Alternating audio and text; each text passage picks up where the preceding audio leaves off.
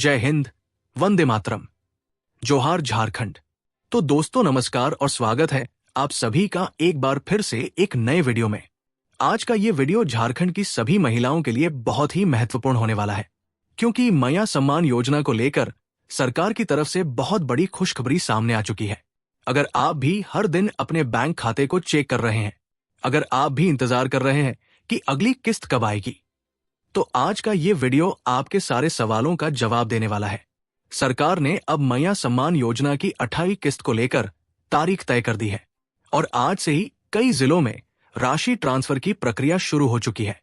सबसे बड़ी बात यह है कि कुछ महिलाओं को केवल 18वीं किस्त मिलेगी, जबकि कुछ महिलाओं को 17वीं और 18वीं दोनों किस्त एक ही महीने में मिलने वाली है। यानी कई लाभुक महिलाओं के खाते में 2500 रुपए नहीं बल्कि पूरे 5000 रुपए आने वाले हैं। अब यहां पर सबसे पहले ये समझना जरूरी है कि ये पैसा किसे मिलेगा, किसे नहीं मिलेगा और आखिर भुगतान में देरी क्यों हो रही थी। सरकार के अनुसार नवंबर महीने में 16वीं किस्त जारी होने के बाद 17वीं और 18वीं किस्त की प्रक्रिया को और तेज कर दिया गया था। लेकिन आपको पता है कि हर महीने भुगतान से पहले सभी लाभुक महिलाओं का दोबारा सत्यापन किया जाता है।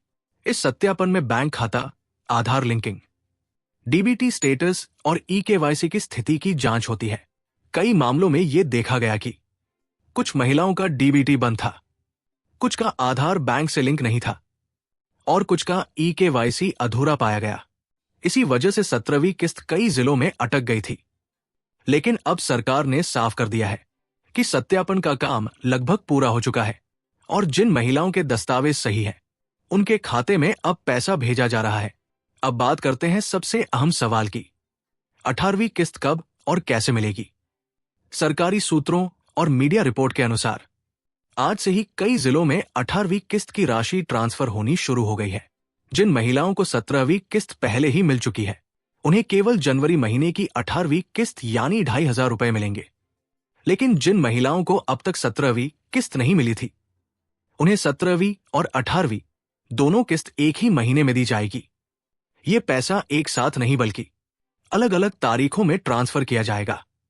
यानी ऐसा नहीं होगा कि एक ही दिन 5000 रुपए आ जाएं, बल्कि पहले 2500 और फिर कुछ दिनों के अंतर से दोबारा 2500 रुपए ट्रांसफर किए जाएंगे।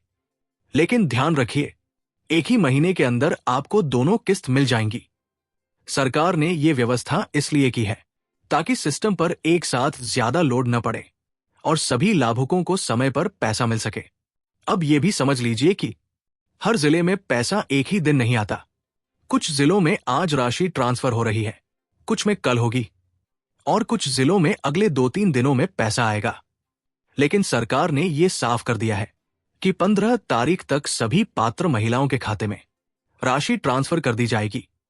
मकर संक्रांति और टुसू पर्व को ध्यान में रखते हुए सरकार ने कोशिश की है कि त्योहार से पहले ही अधिकतर महिलाओं को पैसा मिल जाए। अब यहां पर एक बहुत जरूरी जानकारी सुन लीजिए। अगर आपके खाते में अभी तक पैसा नहीं आया है, तो इसका मतलब ये नहीं है कि आपको पैसा नहीं मिलेगा। अगर आपका आधार कार्ड सही है, आपका बैंक खाता आधार से लिंक है, डीबीटी चालू है और ई-केवाईसी पूरी है, तो आपको पैसा जरूर मिलेगा। सिर्फ आपका जिला बाद के चरण में हो सकता है। अब बात करते हैं उन महिलाओं की जिन्हें अब इस योजना का लाभ नहीं मिलेगा।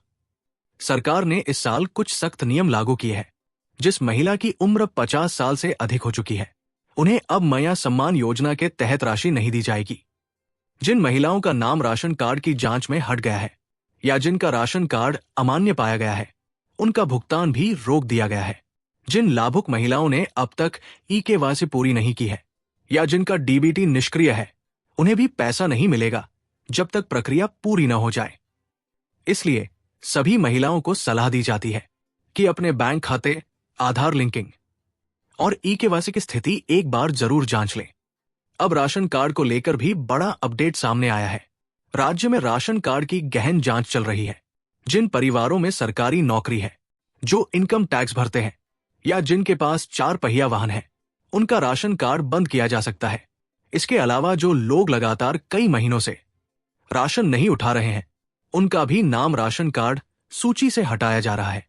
साथ ही ये भी अनिवार्य कर दिया गया है कि राशन कार्ड के हर सदस्य की ई-केवाईसी पूरी हो।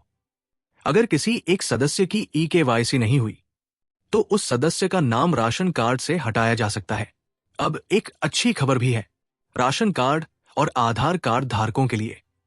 झारखंड में एक नई योजना भी शुरू की गई है।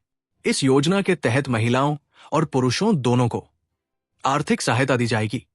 इसमें कुछ लाभुकों को 5,000 रुपए तक की सहायता मिलेगी और कुछ को स्वरोजगार से जुड़ी मदद भी दी जाएगी। अब बात करते हैं झारखंड की बेटियों की। लड़कियों के लिए सावित्रीबाई फुले किशोरी समृद्धि योजना एक बार फिर से पूरी तरह से लागू कर दी गई है। इस योजना के तहत कक्षा 8 से पढ़ने वाली छात्राओं को अलग अलग चरणों में आर्थिक सहायता दी जाती है।